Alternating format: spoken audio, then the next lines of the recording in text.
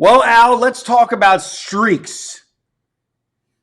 8-0 in the last eight Canadian Football League matchups.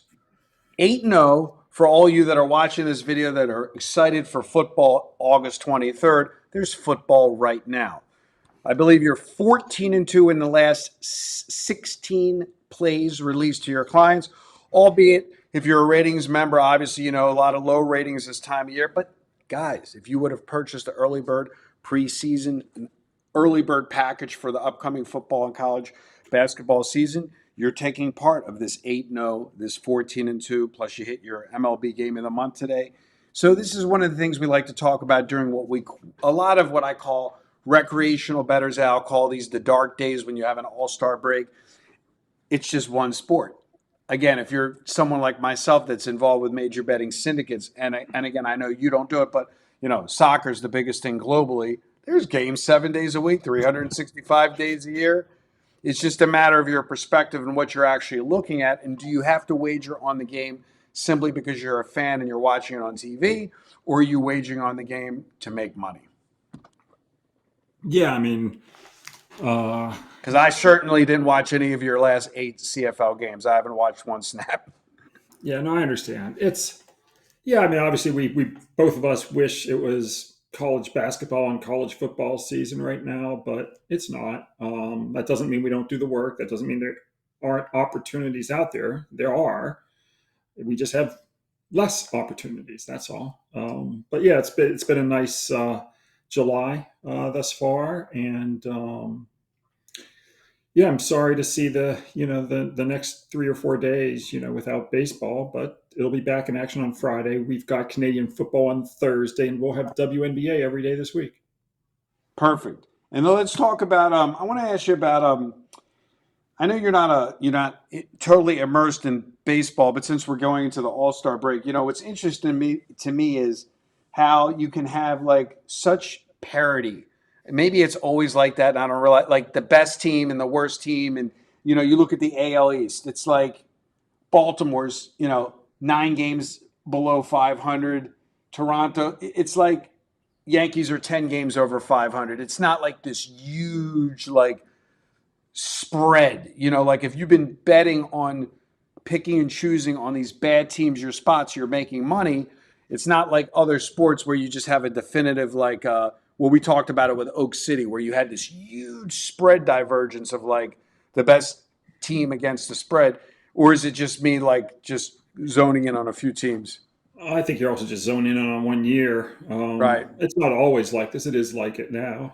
Some years are like this. Some years, you have it's top heavy where there's dominant teams. Yeah, every year is different. I think most fans enjoy it when there's parity than when there's a singular team or two teams. That's not good for everybody. Right, exactly. So with that being said, like I said, if you guys want to take advantage, it may be the All-Star break. We're here every day, like Al says, doing the work 7 days a week, regardless. And especially like I implore people, you don't have to bet on something. Again, I understand the recreational nature of sports wagering for fun and excitement, but there is something to be said for the fact that you can actually make a wager, guys, on a game and just not watch it and just check the final score. I had a couple new subscribers today, this week, as you know, Al, that came on for the early bird, took advantage of your promotion, getting July and August for free. One of the guys, he's like, "What is this?" I'm like, "Just go and You find." mean like what? Like what is an elk and what is a red black? Is that what you Yeah, mean? like go in and click on the college football link, the sports book, click that little button, and then text me today. He's like, unbelievable. Like not unbelievable that they won, that you hit both the side and the total. You mean Canadian football league, not Right. college football league. Unbelievable that he would have never, and I said, yes, you would have never wagered on these teams if you weren't a subscriber. You wouldn't even be looking at these teams if you're not a subscriber. So, you know, where everybody has an opinion when it comes to college football and the NFL, and they're going to always be looking and asking and inquiring. Actually, that's an interesting point because I get so much. during the year, not from look out of if you've got, for example, 500 clients, not all 500 are like this, Right, of but there's course not. always a certain percentage of people who just want to tell you how can you be betting on this team, or you're wrong, or I like this team, or whatever the thing is. But you never get that with CFL because nobody has an opinion on CFL. So you never get the clients say, how the fuck are you giving me the under in this game or something like that. They would have never even looked at it. Exactly. So Yeah. a lot of times it's the fact that when I say it's found money, if you're 8-0 in the last 8 CFL games and you're someone like that client that joined, the odds are you're probably 8-0 on found money games that you could have been 0-8. Obviously, we could always say that. But my point is, you would never be betting on CFL if you weren't a subscriber. That's the point. You would Yeah, have, that's absolutely true.